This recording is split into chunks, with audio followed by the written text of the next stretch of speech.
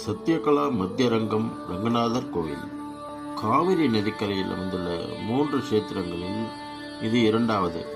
மற்றவை ஆதிரங்கம் ஸ்ரீரங்கப்பட்டணம், அந்தியரங்கம் ஸ்ரீரங்கம்.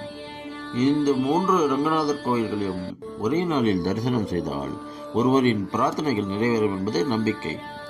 பல பக்தர்கள் காலையில் 7:30 மணிக்கு ஸ்ரீரங்கப்பட்டது விஸ்வரூப சேவையும், காலை 9 மணிக்கு சத்யகாலாவில் தரிசனத்தையும், மாலையில் ஸ்ரீரங்கத்தில் 3வது தரிசனத்தையும் செய்யும் வழக்கத்தை கொண்டுள்ளனர்.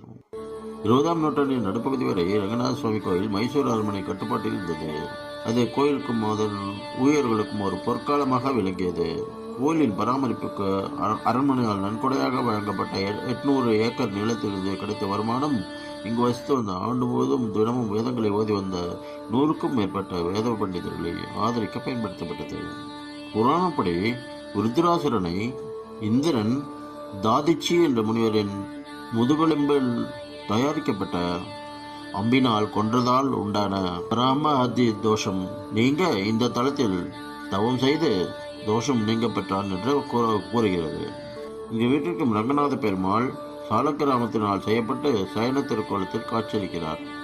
ஆதிசேஷனின் பரம எதிரியான கருடன் இந்த கல் சிற்பத்தில் இடம்பெற்றிருப்பது ஒரு தனித்துவமான அம்சம்.